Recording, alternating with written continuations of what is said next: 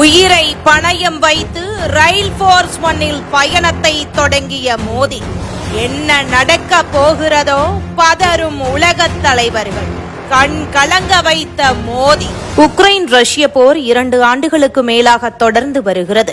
கடந்த 2022 போர் சூழலுக்கு மத்தியில் போரை நிறுத்தி அங்கு கல்வி பயிலும் இந்திய மாணவர்களை ஆபரேஷன் கங்கா திட்டத்தின் மூலம் தாயகம் அழைத்து வந்தார் பிரதமர் மோடி.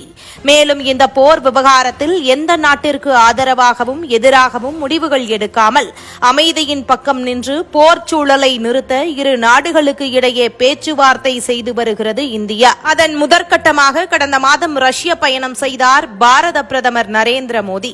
அவருக்கு உற்சாக வரவேற்பு அளித்தார் அந்த நாட்டு அதிபர் புதின். இருவரும் ஆரத் தழுவி கட்டிப்பிடித்துக் கொண்டனர். இது பிற பெரிய நாடுகளை எரிச்சல் அடைய செய்தது. மேலும் உக்ரைனுக்கு சங்கடத்தையும் ஏற்படுத்தியது. அது குறித்து அதிருப்தியையும் அந்நாட்டு அதிபர் பதிவு செய்திருந்தார். ஏனென்றால் அதற்கு முதல் நாளில்தான் ரஷ்ய விமானங்கள் உக்ரைனில் இருக்கும் குழந்தைகள் மருத்துவமனையில் குண்டுமழை பொழிந்தது. அதனால் 40க்கும் மேற்பட்டோர் மடிந்து போயினர். இதனால் உக்ரைனில் உள்ள கிளர்ச்சியாளர்களுக்கும் பிரதமர் நரேந்திர மோடி மீது கோபத்தில் இருந்தனர். இப்படி இருக்க புதினுடன் நடந்த சந்திப்பில் மோடி இந்தியா ரஷ்யா இடையிலான உறவுகள் குறித்து பேசினாலும் முக்கியமான போரை நிறுத்துவதற்கான அனைத்து விவகாரங்களையும் எடுத்து கூறியிருந்தார். போரை நிறுத்துங்கள், சமரச பேச்சின் மூலம் தீர்வு காணலாம் என்று வெளிப்படையாக புதினிடம் மோடி கேட்டுக் கொண்டிருக்கிறார். மோடியின் இந்த நடவடிக்கை உலக நாடுகள் மத்தியில் அவருடைய மதிப்பை உயர்த்தியது. மேலும் போரை நிறுத்த பிரதமர் மோடி எடுத்து வரும் முயற்சிகளுக்கு ரஷ்யாவே நன்றி தெரிவித்து பாராட்டியது. போரை நிறுத்தி அமைதிக்கு கொண்டுவர எப்படி பல முயற்சிகளை பிரதமர் மோடி தன்னுடைய ரஷ்யா பயணத்தில் மேற்கொண்டாரோ தற்போது அதைவிட தன் உயிரையே பணயம் வைத்து இன்னொரு உன்னத முயற்சியை மேற்கொண்டிருக்கிறார். தற்போது போலந்து சென்ற பிரதமர் மோடி போர் பூமியான உக்ரைனுக்கு புறப்பட்டு விட்டார். 30 ஆண்டுகளாக இந்தியா உக்ரைன் இடையே ராஜதந்திர உறவு நீடித்தாலும் தற்போது முதன்முறையாக இந்திய பிரதமர் ஒருவர் உக்ரைனுக்கு காலடி எடுத்து வைக்கிறார். அதுவும் அந்நாடு போரில் உச்சகட்ட அமைதியின்மையில் இருக்கும் பொழுது. இந்த செய்தி வெளிவந்தது முதல் சர்வதேச நாடுகளும் பாதுகாப்பு அமைப்புகளும் எப்படி இந்திய பிரதமர் வெளிப்படையாக தான் வருவதை அறிவித்துவிட்டு செல்கிறார். இது பாதுகாப்புக்கு பெரும் அச்சுறுத்தல். மேலும் சமீபத்தில் அமெரிக்க அதிபர் கூட உக்ரைன் சென்ற பொழுது யாருக்கும் தெரியாமல் தான் சென்று வந்தார். அதை பிரதமர் கையாள வேண்டியதுதானே என நாலாபுறமும் அட்வைஸ் வந்தது.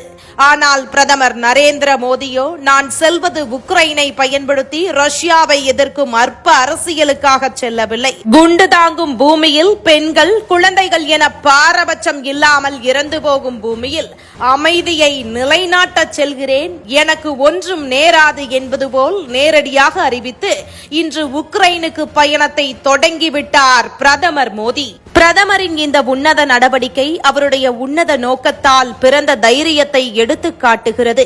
இருந்தாலும் எப்படி அவர் பாதுகாப்பாக சென்று வருவார் என்பதுதான் அனைவரது கேள்வியாக இருந்து வருகிறது. அதற்கு விடையாக ரயில் போர்ஸ் 1 ரயிலை காட்டுகிறது உக்ரைன். அந்நாட்டில் தரைவழி பயணமோ வான்வழி பயணமோ பெரும் ஆபத்துக்கு வழிவகுக்கும் என்பதால் பெரும் தலைவர்களை அந்த ரயிலில் தான் அழைத்து வருகிறார்கள். அமெரிக்க அதிபரும் அந்த ரயிலில் தான் பயணம் மேற்கொண்டார். ஆனால் இந்த ரயில் வடிவமைக்கப்பட்ட விதம் கவனிக்கத்தக்கது. இதில் சகல பாதுகாப்பு வசதிகளும் இருக்கிறது. பிரதமருடன் பாதுகாப்பு குழு அந்த ரயிலிலேயே இருக்கும். மேலும் ரயிலின் வெளிப்புறம் முழுவதும் இரும்பால் ஆனது. எவ்வளவுதான் பாதுகாப்பு அம்சங்கள் கொண்டாலும் இந்த ரயில் பயணம் உக்ரைனுக்கு சென்று வர கிட்டத்தட்ட குறைந்தது 18 மணி நேரம் பிடிக்கிறது. 18 மணி நேரம் பிரதமர் ஒரு ரயிலில் பயணம் செய்கிறார். மேலும் சுற்றிலும் அசம்பாவிதங்கள் நடந்து கொண்டிருக்கும் பொழுது ரஷ்யா நம் பிரதமர் மீது மரியாதையை வைத்திருப்பதால் எதுவும் பயப்பட தேவையில்லை என்று இருந்தாலும் ரஷ்யாவில் உள்ள கிளர்ச்சியாளர்கள் மோடி ரஷ்யாவுடன் நெருக்கம் காட்டுவதை பிடிக்காமல் இருக்கின்றனர். ஆகையால் அனைத்து சர்வதேச நாடுகளும் பிரதமரின் பயணத்தை உற்று நோக்கி வருகின்றனர்.